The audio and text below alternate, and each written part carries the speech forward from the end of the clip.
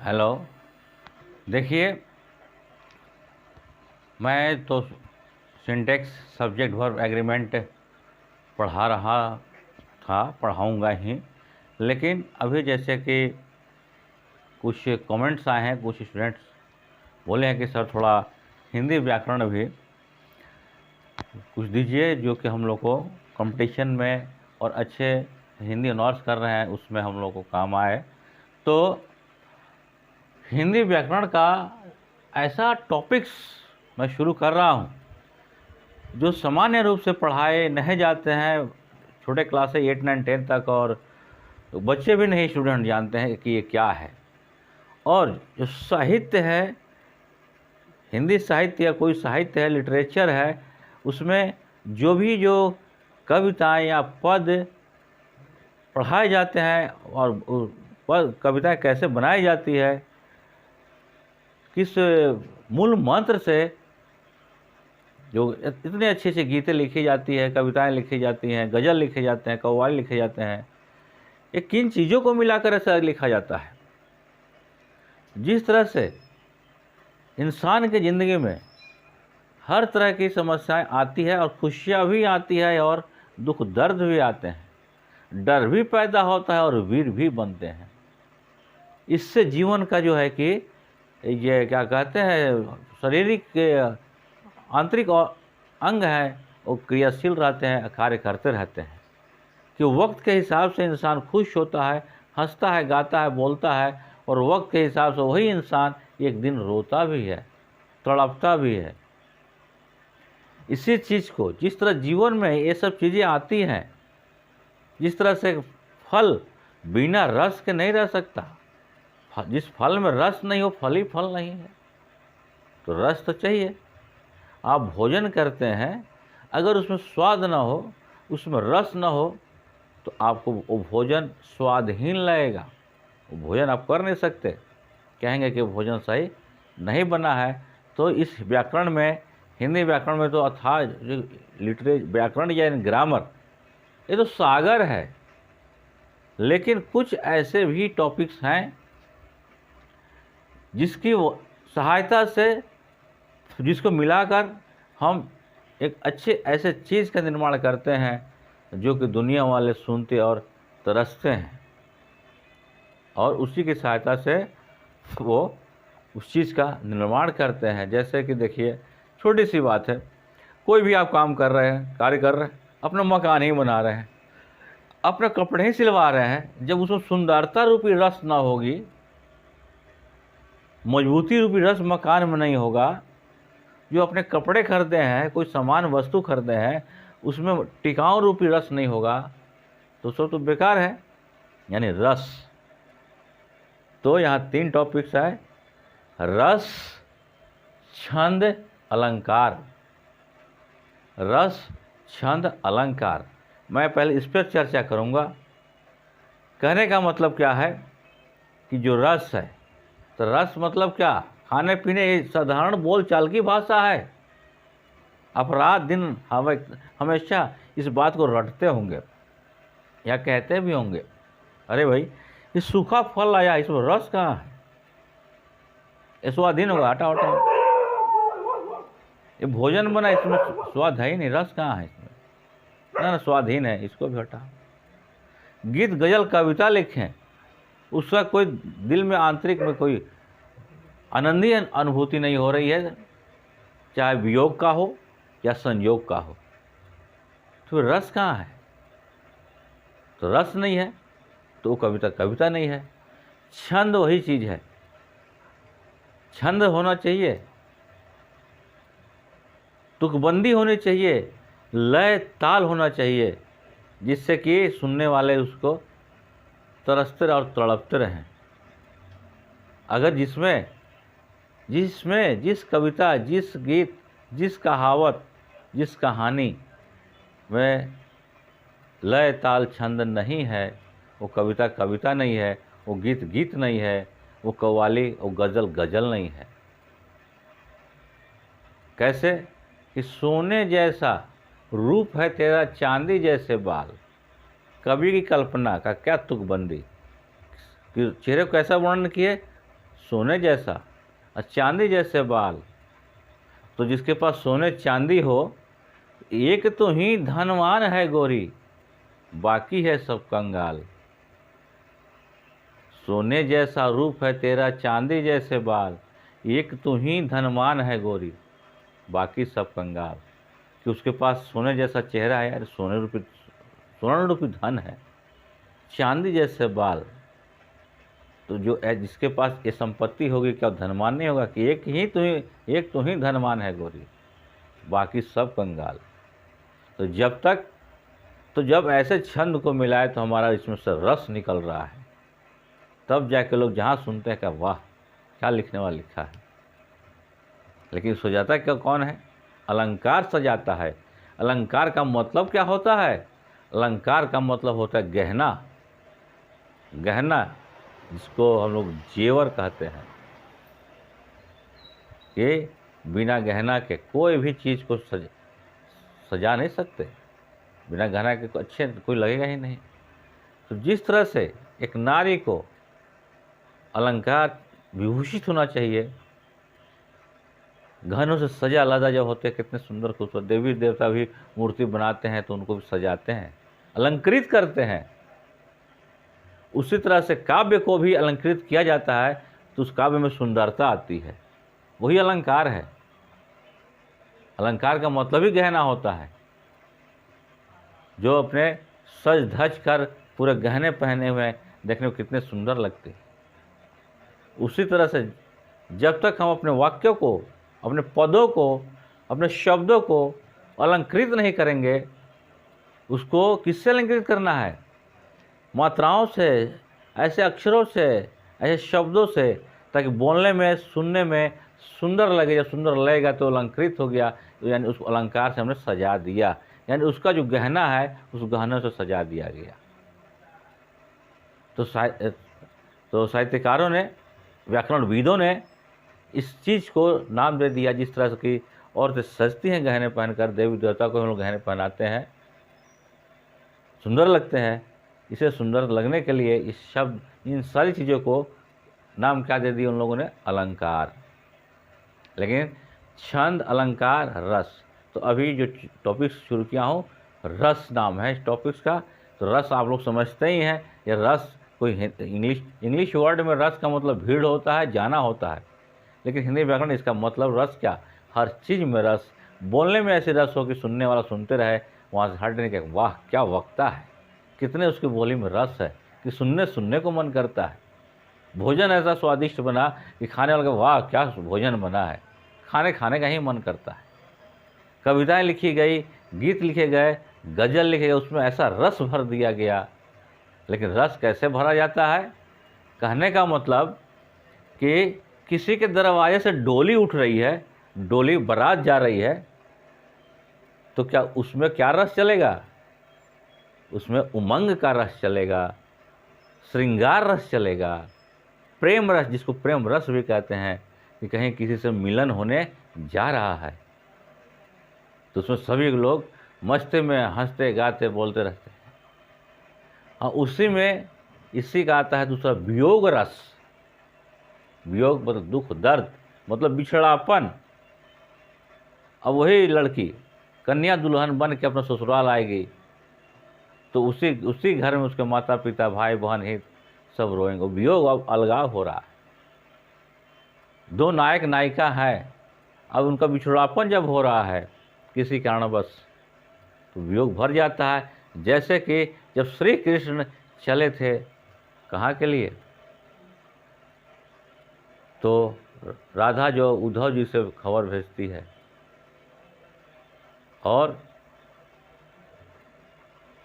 मेरा जे भी मेरे तो गिरधर गोपाल सुनो ना कोई।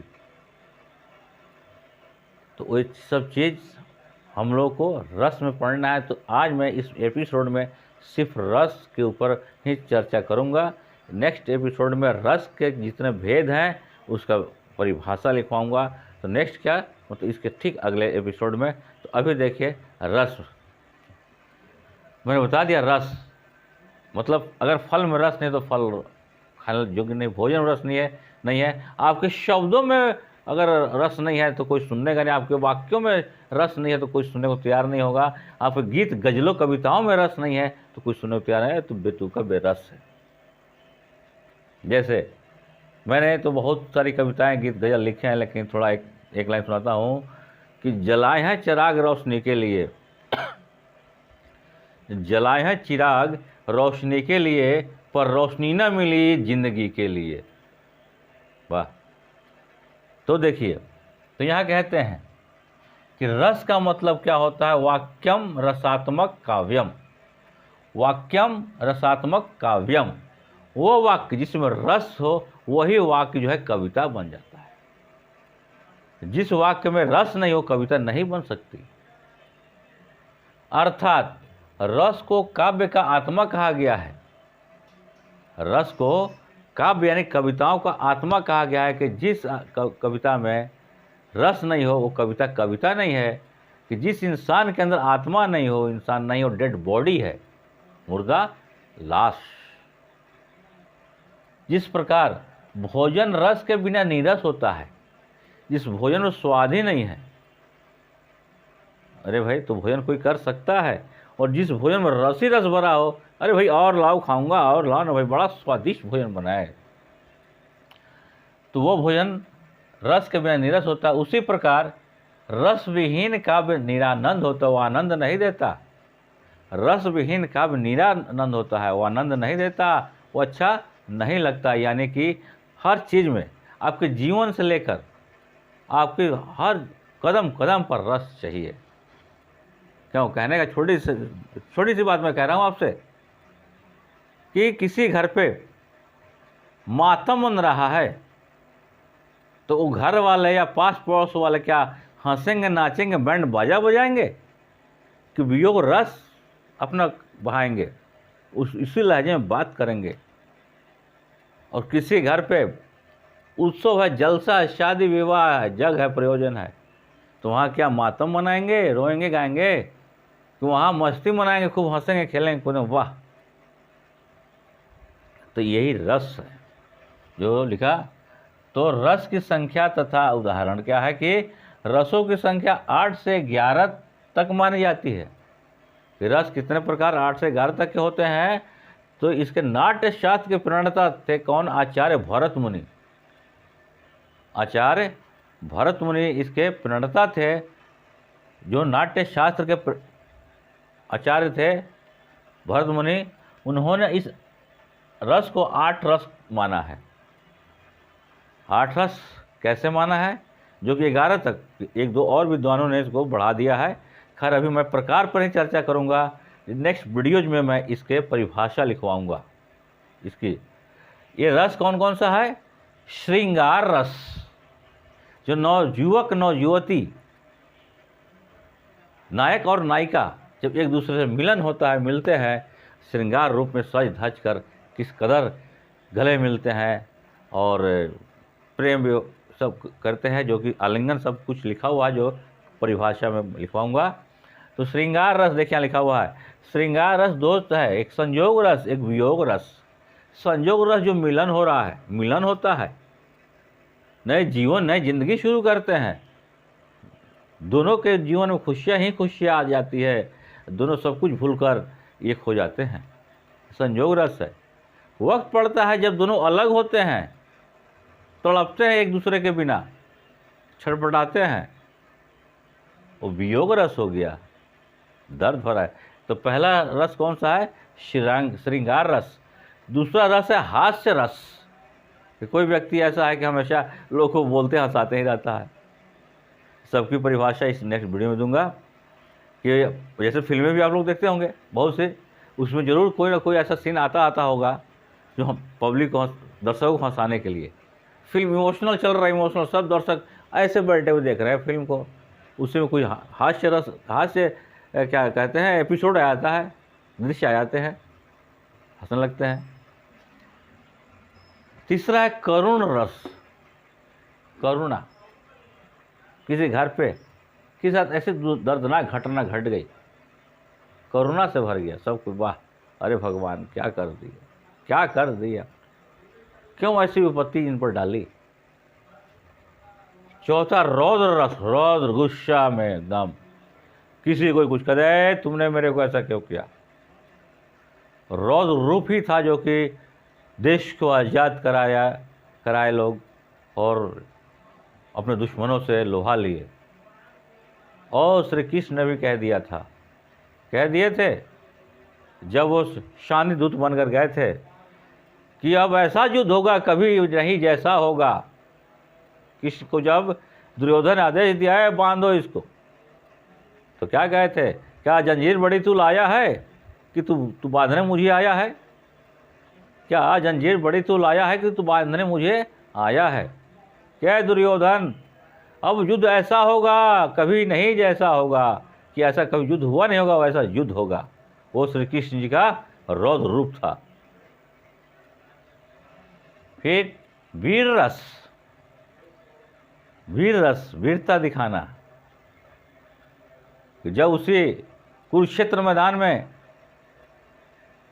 अर्जुन ने जब अपने सगे संबंधियों को सामने से देखे कि तो अरे मेरे दादा है, पितामह है, नाना है, मामा है, ये मेरा भाई है, वो है, मैं कैसे अपना बाण चलाऊंगा। तो वीरता रूपी ज्ञान देकर श्री कृष्ण ने वीरता रूपी गीता में उपदेश दिए कि अरे अर्जुन, अरे तुम्हारे यहाँ है कौन, ये धरती भी तुम्हारी नहीं है, तुम क्या लेकर आए थे, या कुछ नहीं है, तुम अपनी वीरता दिखानी है। जो सामने हो तुम्हारा दुश्मन है, तुम्हारा भी फर्ज बनता है कि दुश्मन के ऊपर वार करो। उसी तरह से अब चलिए भयानक रस, वही जो महायुद्ध हुआ, महाभारत का युद्ध हुआ, तो कौन सा रूप में था? भयानक रूप में था। जिस तरह से अगर गहुमन नाग देवता को छेड़ दिया जाए, किस रूप में खड़े हो जाते हैं, ऐसा भयानक रूप लेकर, या किसी के ऊपर कोई वार करता है, चोट करता है, तो किस तरह से अपना भयानक रूप धारण करता है। उसके बाद विभत्स रस, सब कुछ विभत्स हो गया।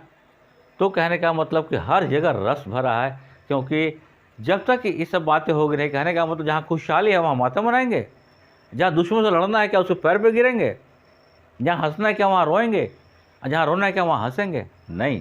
तो वो रस काम ही नहीं किया, वो बेरस हो गया, नीरस हो गया। तो इस रस को भरत मुनि जो नाट्य शास्त्र के प्रणेता थे, उन्होंने 8 बताया है, लेकिन इसको कुछ विद्वानों ने 11 बताया है, 2 और बढ़ते गए 3। और मैं इसके ठीक नेक्स्ट वीडियो में सभी रसों का मैं परिभाषा के साथ समझाऊंगा। लेकिन सबसे पहली बात है कि जो भी गीत कविताएं गज़ल लिखी जाती है, या मैं बोलता हूँ, आप बोलते हैं, आप सुनते हैं, आप भी किसी को बोलते समझाते हैं, अगर उसको तुकबंदी और रस युक्त शब्द वाक्य लगा के बोलेंगे तो सुनने वाला कहेगा वाह क्या बात बोले। जैसे कि मेरी कविताएं, मैंने कहा ना बहुत सारी कविताएं हैं, लेकिन एक छोटी सी क्या कि नन्हे बच्चों पर मैंने कविता लिखा था, 1988 में लिखा था कि उसका अंतरिम अंतरा है बच्चों के ऊपर। कई बच्चे जब बड़े हो जाते हैं, वही बच्चे बड़े होकर सैनिक, सिपाही, किसान और वैज्ञानिक बनते हैं, डॉक्टर, वकील बनते हैं। तो उन्हीं बच्चों पर मैंने अंतिम अंतरा क्या लिखा था कि नस नस तेरे फड़ के वैसे, नागन की फनकार हो जैसे। नस नस तेरे फड़ के वैसे, नागन की फनकार हो जैसे, और चाँप चढ़ा दुश्मन के वैसे, वीर कर्ण अर्जुन के जैसे। देखिए इसमें क्या छंद है, क्या रस है इसमें, वीर रस का मैंने भाव भरा है बच्चों में। तो जब तक ऐसा नहीं होगा, आपकी वाणी, वाक्य, आपके शब्दों में रस नहीं होंगे, तो सुनने वाले कहेंगे तो रसहीन कविता है, रसहीन गीत है, रसहीन वाक्य है, रसहीन बात है। जैसे कि मैंने क्या अभी सुनाया था, जो मैंने लिखा था अभी कि जलाए हैं चिराग रोशनी के लिए, जलाए हैं चिराग रोशनी के लिए, पर रोशनी न मिली जिंदगी के लिए। तो रस अभी समझाया, लेकिन इसका नेक्स्ट वीडियोज में इसका परिभाषा दूंगा। रस का उसी तरह छंद है, छंद के बिना भी तो ये तीनों का मेल सम्मेल है। किसका किसका? रस, छंद, अलंकार, ये तीनों मिल जाते हैं तो हमारी या आपकी गीत, कविताएं, गज़ल, आपके वाक्यांश में सुंदरता आती है, भावपूर्ण हो जाता है, तो इस पर लोग सुनते हैं, गीत गाते हैं, गज़ल गाते हैं, कहते वाह। बस ये समझा दिया। और इसके नेक्स्ट वीडियो में फिर मैं आपको दूंगा रस की परिभाषा, उसके बाद नेक्स्ट वीडियो छंद आएंगे, फिर अलंकार को मैं समझा दिया कि जिस तरह से एक नारी को संवारने के लिए गहने की ज़रूरत होती है, उसी तरह से शब्दों को, वाक्यों को, पदों को संवारने के लिए जिस चीज़ का, जिस मात्रा और जिस ऐसे शब्द का हम प्रयोग करते हैं, वही अलंकार है। अर्थ अलग अलग होंगे शब्द से। कनक कनक ते 100 गुनी, मादकता अधिकाय, अजोखाए बोराय नर, अजोपाय बोराय। तो कनक मतलब सोना होता है, और कनक मतलब धतूरा, जो जहरीला फल होता है, जो शंकर भगवान के ऊपर चढ़ाया भी जाता है। तो कनक कनक ते 100 गुनी, मादकता अधिकाय, दोनों में इतना मादक पदार्थ यानी नशीला पदार्थ है दोनों में। कैसे कि सोना है, अगर किसी को सोना मिल जाए, गोल्ड कहते हैं, ये सोना सोने वाला सोना नहीं, गोल्ड कहते हैं, वो भी बोरा जाए, वाह इतना सोना धन मिल गया। और जो कनक मतलब धतूरा, वो जो खा ले वो भी बोरा जाएगा। तो जो खाए बोराए ना, और जो पाए बोराए, जो खा लिया वो भी बोरा गया, पागल हो गया, सनक गया, और जिसको इतना धन सोना मिल गया वो भी सनक गया। तो ये तुकबंदी कैसी है? ये अलंकार, ये छंद है। चारू चंद्र की चंचल किरणें खेल रही हैं जलथल में, चारू चंद्र की चंचल किरणें खेल रही हैं जलथल में। तो इसी तीनों महाशय का, किन किन महाशय का? रस, छंद, अलंकार, यही लोग सजाते हैं। और छंद में क्या है? मात्रा देखी जाती है कि ये जो कविता का पद जो लिखा गया है, ये अंतरा जो लिखा गया है, ये कितने मात्रा में है, इसको किस लय पर, किस पर गीत गाया जाएगा, किस ताल पर इसको बजाया जाएगा, क्या कहारवा है कि क्या है, ये छंद बताता है। किसको कहारवा पर लेकर चलिए, किस रस पर, किस ताल पर बजाना है, और उसी ताल पर एक लय निकलता है, उस लय से गीत को गाना है, ये छंद बताता है। और कितना सुंदर होगा वो अलंकार, उसको अलंकृत करके सुंदरता प्रदान करता है। तो लय, ताल, मात्राएं, ये सब चीज़ है छंद की देन। कि 16 मात्रा का हो, 12 मात्रा का हो, हर्षाई दीर्घाई, हर्षौ दीर्घाई, ये सबका माप है एक। जब आप संगीत का शिक्षा लीजिएगा, उसमें आपको ये चीज़ बताया जाएगा कि सारे गा मा पा धा नि सा, तो ये मात्राएं हुए, क्या मात्रा, ये सब छंद है। खैर, अब मैं इसको रुकता हूँ, और फिर रस के परिभाषा के साथ मैं नेक्स्ट वीडियो में आ रहा हूँ। इसको आप देखिए बढ़िया से, इसमें कोई ऐसी बात हो, अच्छे लगे, ख़राब लगे, जैसा हो, आप अपना एडवाइस कमेंट कीजिए, मैं फिर उसको सुधारूंगा। या अभी सिंटेक्स चल रहा था, लेकिन कुछ अभी कमेंट आए थे, मैंने कहा इसको भी देता चलूँ। तो रस के बिना जीवन नीरस है। जिसके जीवन में रस नहीं है, वो उसका जीवन नीरस है, वो धरती पर ज़्यादा दिन नहीं जी सकता। उसी तरह जिस लेखनी में, जिस कविता में, जिस गज़ल में, जिस गीत में रस नहीं है, वो गीत कविता चल नहीं सकती, अर्थहीन है, वो रसहीन है, यानी नीरस है। रस यही है, परिभाषा फिर चलेगा नेक्स्ट वीडियो में। Wish you good luck.